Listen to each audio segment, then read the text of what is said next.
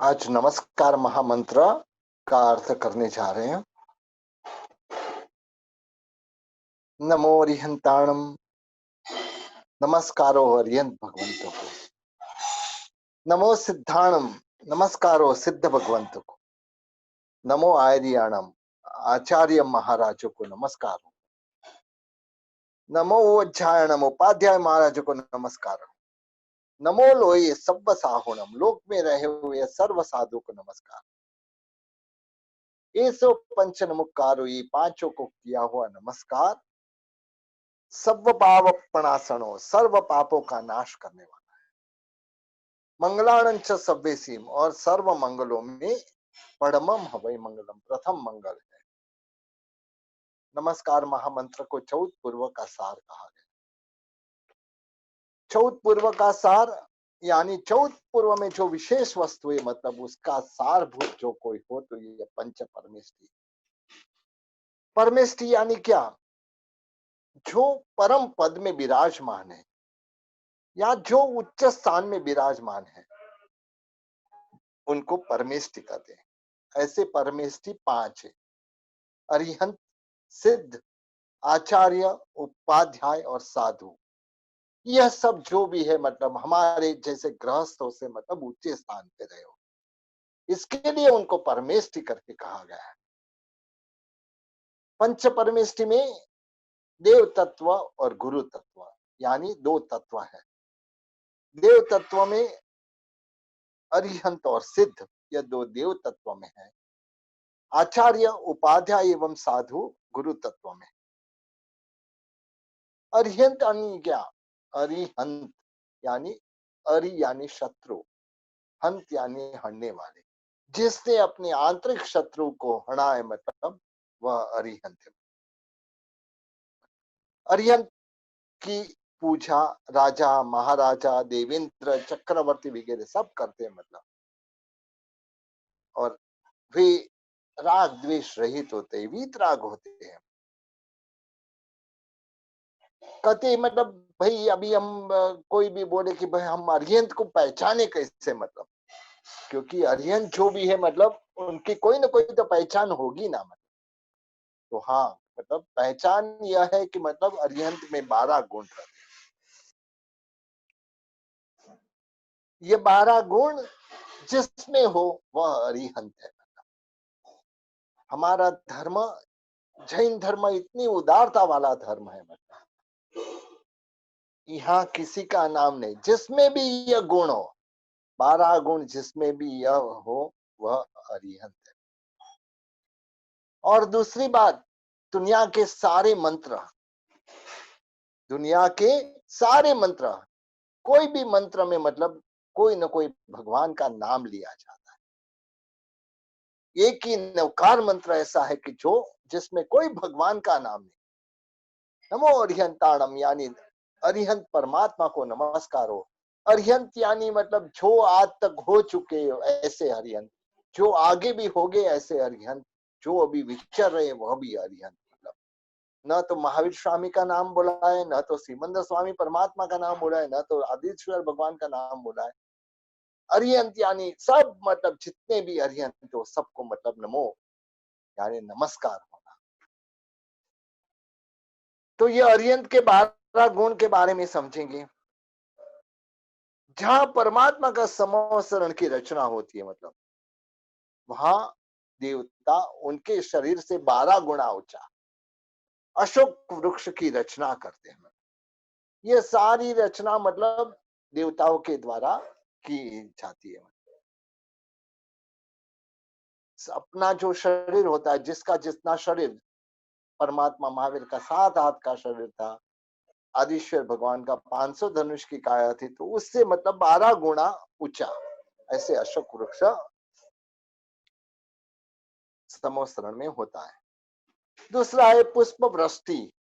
आकाश में से देवता पुष्प वृष्टि करते कि महासमोसरण में जाने वाले की झानु प्रमाण, झानु प्रमाण गिरवाण कुसुम वृष्टि करे रे लोग।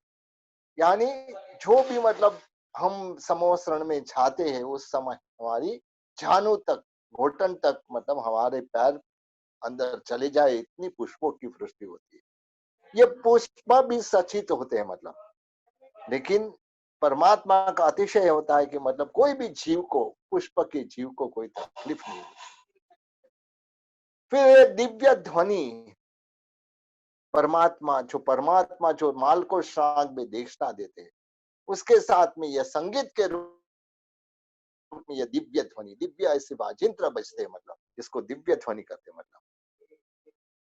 इसके बाद में आता है चामर, परमात्मा की परमात्मा की स्थापना तीन ओर की जाती है। मूल परमात्मा, जो परमात्मा एक पूर्वाभिमुख बैठते हैं, बाकी के तीन ओर उनका प्रतिबिंब होता है। लेकिन हर एक जो भी जहां पे भी बैठा हो, उनको ऐसे लगता है कि भगवान मेरे सामने विराजमान है।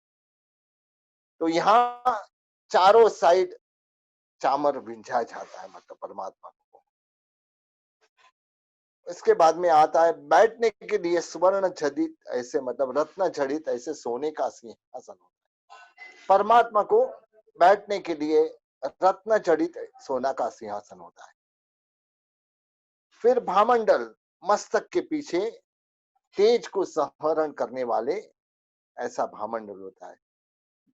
ऐसे तो परमात्मा का मुख देखना, परमात्मा का मुख में इतना तेज होता है कि हम सीधा देख नहीं सकते मतलब। लेकिन यह भामंडल के द्वारा मतलब वह तेज का संवरण करता है ताकि हम भगवान का मुख देख सके मतलब। इसके बाद में दुंदुभी, आकाश में देवता दुंदुभी बजाते हैं मतलब, दुंदुभी बजाते और लोगों को मतलब हमेशा लोगों को वाजिंत्र प्रिय होता है। ये दुंदुभी का नाद सुन के लोगों को ऐसा लगता है कि यहाँ कुछ है करके, ऐसा करके देखने आते हैं मतलब। उस समय ये परमात्मा की देशना सुनने उन्हें मिलती है। तो यह दुंदुभी नाम का अतिशय है। फिर मस्तक के ऊपर तीन छत्र, ऐसे उल्टे छत्र आकार में मतलब, मस्तक के ऊपर तीन छत्र रहते हैं मतलब। तो यह अष्ट महाप्रातिहार्य इसको भी कहते हैं। ये जो आठ कहे मतलब, वह अष्ट महाप्रातिहार्य होते मतलब, वह उनके साथ रहते मतलब। फिर बाकी के जो चार अतिशय है मतलब, उसमें पहला है अपाय पगमातिशय, यानी परमात्मा जहां विचरण करते हैं वहां अतिवृष्टि यानी ज्यादा बारिश, अनावृष्टि यानी दुष्काल, रोग अभी जो चल रहा है मतलब मरकी वगैरह, यह सब अनिष्ट का नाश हो जाता है। तीर्थंकर परमात्मा को 125 योजन तक मतलब यह सारी वस्तु, पर चक्र का भय, स्वचक्र का भय, मारी, दुष्काल, ज्यादा बारिश, ऐसी कोई वस्तु वहां नहीं होती है मतलब। तो ये परमात्मा का विशिष्ट अतिशय है मतलब। ज्ञानातिशय, परमात्मा के पास जो रहा हुआ अनंत ज्ञान, केवल ज्ञान, उससे समस्त विश्व का स्वरूप को वे जानते हैं मतलब। हर विश्व में रहे हुए द्रव्य के पर्यायों को जानते हैं मतलब। तो ऐसे उनके पास रहा हुआ ज्ञानातिशय। फिर है पूजातिशय, यानी वे पूजा को के लिए योग्य है मतलब। उनका पूजातिशय ऐसा है कि जिनके चरण में बलदेव, वासुदेव, चक्रवर्ती, बड़े बड़े राजा, इंद्र महाराजा उनकी सेवा करते मतलब, उनकी पूजा करते। यह ऐसा उनका पूजातिशय है। और वचनातिशय, परमात्मा के जो वचन है मतलब, परमात्मा में वाणी का गुण 35 वाणी का गुण होता है। परमात्मा के वचन जो भी समोसरण में विराजमान है, सबको एक समान सुनाई देता है, क्योंकि परमात्मा का समोसरण एक योजन का रहता है मतलब। तो एक योजन में मतलब जो भी लोग हैं मतलब, आगे बैठे पीछे बैठे, उनको भी बरोबर एकदम सुनाई देता है। दूसरी बात मतलब जो भी है मतलब, चाहे तिर्यंश है, चाहे मनुष्य है, चाहे देव है, जो भी मतलब आए हैं समोसरण, वह सब अपनी अपनी भाषा में समझ सकते मतलब। यानी कुत्ता कुत्ते की भाषा में समझ सकता है, हाँ, सर्प सर्प की भाषा में समझ सकता है, मनुष्य मनुष्य की भाषा में समझ सकता है, हाथी हाथी की भाषा में समझ सकता है। तो यह परमात्मा का वचनातिशय है मतलब। यह वचनातिशय परमात्मा के वचन जो भी सुनते हैं, मतलब उनको कहते हैं ना कि परमात्मा की वाणी साकर और द्राक्ष से भी मीठी होती है। परमात्मा की वाणी जो सुनते हैं, मतलब 6 6 महीने की भूख और प्यास मतलब दूर हो जाती है। एक दृष्टांत आता है, एक वृद्धा 70 80 साल की उम्र हो चुकी थी, मजबूर थी ऐसे, मतलब बेटे वगैरह कोई नहीं थे, कोई एक सेठानी के वहां काम कर रही थी। सेठानी भी इतनी मतलब कि खाने को बरोबर देती नहीं और काम इतना कराती थी। जाके मतलब जाओ तुम जंगल से लाके लकड़े लेके आओ।